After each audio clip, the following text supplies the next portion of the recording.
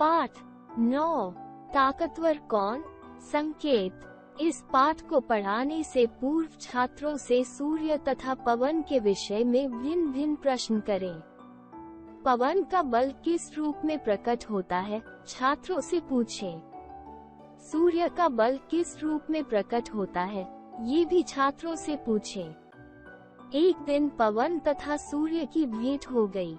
कुछ समय तक वे गपशप करते रहे, किंतु अचानक किसी बात पर उनमें मतभेद हो गया तथा वे एक दूसरे को चुनौती देने लगे। पवन बोला, मैं सबसे अधिक बलवान हूँ। मैं पृथ्वी, आकाश तथा सागरों का राजा हूँ। मैं पेड़ों को उखाड़ फेंकता हूँ। मेरे आगे बड़े बड़े भवन भी डगमगा जाते हैं।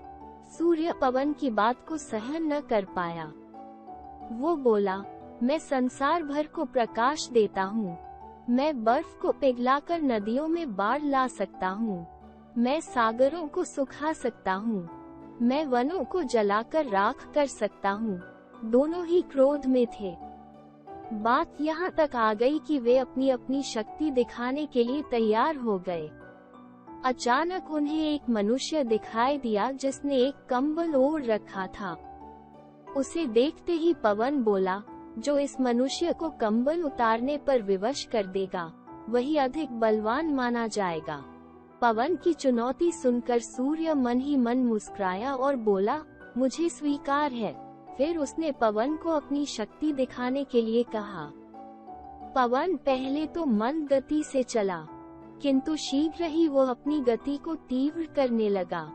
उसकी गति बढ़ने के कारण मनुष्य को ठंड लगने लगी, अतः वो अपना कंबल अपने शरीर पर कसकर लपेटने लगा। जब पवन ने आंधी का रूप ले लिया तो मनुष्य ने कंबल और भी कसकर लपेट लिया। फलतः पवन मनुष्य का कंबल उतरवाने में सफल न हो पाया। अब बारी थी सूर्य की।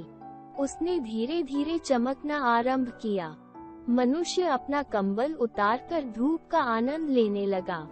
सूर्य ने अपना तेज बढ़ाया तो उसे गर्मी लगने लगी और पसीना आ गया। अतः उसने अपने कपड़े भी उतारकर नीचे रख दिए। ये देखते ही पवन ने लज्जा से सिर झुका लिया तथा अपनी हार मान ली। शिक्षा, अभिमान सदा लज्जा का कारण बनता है। शब्दार्थ, मतभेद, अलग अलग मत, चुनौती, ललकार, क्रोध, गुस्सा, विवश, मजबूर, स्वीकार, मंजूर, शक्ति, बल। फलतः फल ये हुआ कि अतः, इसलिए, तीव्र, तेज, आरंभ, शुरू, तेज, चमक, लज्जा, शर्म।